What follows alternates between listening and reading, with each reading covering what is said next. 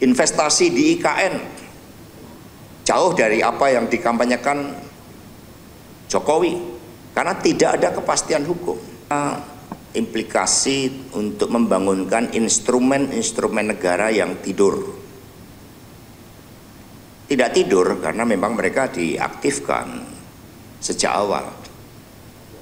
Kalau berdasarkan survei endorsement ini kan 16% dan kemudian cenderung akan terus-menerus ya mengalami penurunan karena gerak kekuatan arus balik tersebut. Apalagi di dalam sosial media juga ekspresi untuk menyampaikan kebenaran di dalam politik itu semakin kuat. Contohnya ada yang kemudian mengevaluasi kepemimpinan Komjen Polisi Purnawirawan Ahmad Lutfi ketika menerima laporan tentang judi online di Jawa Tengah yang kapitalisasinya itu mencapai lebih dari sekitar 1,5 triliun rupiah. Dan kemudian yang melaporkan itu handphonenya malah diblok.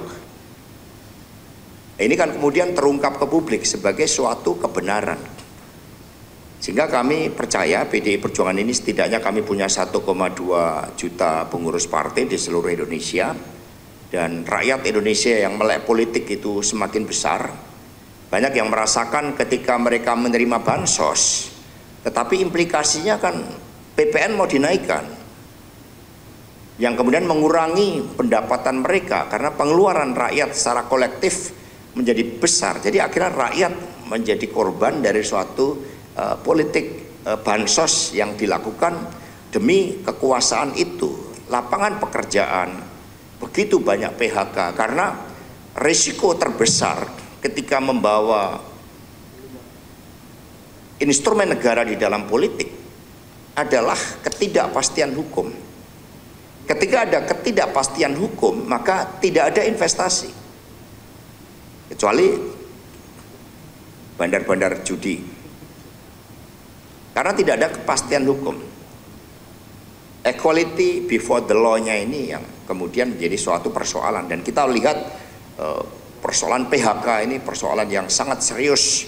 Itu salah satunya karena tidak ada kepastian hukum. Investasi di IKN jauh dari apa yang dikampanyekan Jokowi karena tidak ada kepastian hukum. Nah, sehingga penggunaan instrumen-instrumen negara sebagai bagian dari endorsement tersebut ini harus kita hadapi secara bersama-sama karena yang kita pertaruhkan adalah Indonesia Raya kita. Nah, untuk itu strategi kampanye yang terbaik adalah mengetuk pintu-pintu rakyat, membangun kesadaran. Pesan dari Ibu Mega tadi adalah bagian dari membangun kesadaran untuk menyelamatkan demokrasi dan mengingatkan terhadap implementasi dari keputusan Mahkamah Konstitusi, sehingga kampanye yang sifatnya massa itu kami ganti menjadi kampanye yang sifatnya door to door.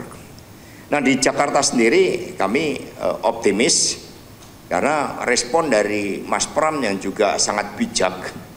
Mas Pram ini dulu yang mengeluarkan yang tanda tangan rekomendasi Pak Jokowi sebagai wali kota.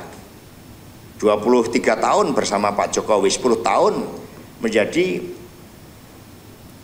pembantu presiden. Tapi ketika Pak Jokowi mengendorse yang lain, Mas Pram tetap menunjukkan optimismenya, keyakinannya terhadap kekuatan rakyat itu. Sehingga ini yang justru menjadi suatu nilai positif bahwa dengan sikap Pak Pramono Anung dan Rano Karno atas endorsement Pak Jokowi terhadap Ridwan Kamil itu malah mendapatkan dukungan yang makin luas buat Pak Pram dan Pak Rano Karno, sehingga sebelum adanya endorsement Pak Jokowi kami merancang 2 putaran, tetapi justru begitu Pak Jokowi mengendorse dan mendapatkan reaksi negatif dari publik, ini malah bisa 1 putaran karena kedewasaan Mas Pram di dalam merespon itu menunjukkan kematangan emosional, kematangan kepemimpinan dari seorang Pramono Anung. Itulah yang kemudian mendapatkan dukungan arus balik sehingga Jakarta akan menang 1 putaran buat Pramono Anung dan Rano Karno. Silakan. Cukup ya? Oke.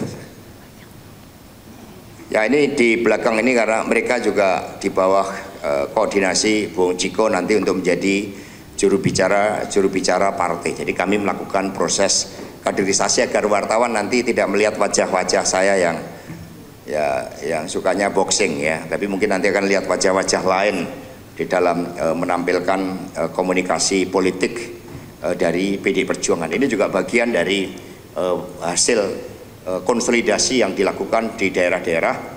Begitu banyak volunteer muda yang bergabung dengan talenta yang luar biasa di dalam politik. Ya, di Jawa Timur misalnya ada saudara Abdul Aziz yang ikut juga sekarang bergerak di dalam dukungan terhadap Bu Risma dan Gus Yan. Begitu banyak influencers yang bergabung ke Bu Risma Gus Yan, karena justru di tengah kepungan itu sekali lagi kami percaya malah akan terjadi arus balik berupa kuatnya dukungan rakyat yang semakin kuat. Dan sebagaimana biasanya nanti teman-teman kami persilahkan untuk menikmati bakso yang ada di bawah. Udah ya?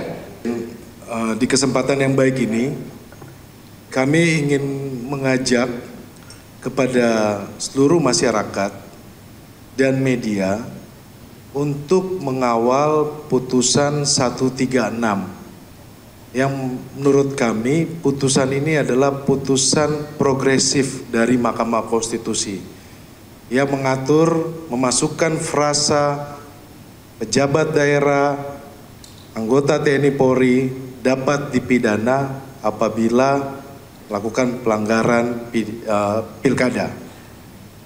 Dan yang kedua, kami ingin menyampaikan dan menyerukan kepada anggota aparat yang ada di levelan tingkat bawah, mau baik dari kepolisian, dari TNI, dari perangkat desa, jangan mengikuti perintah yang salah.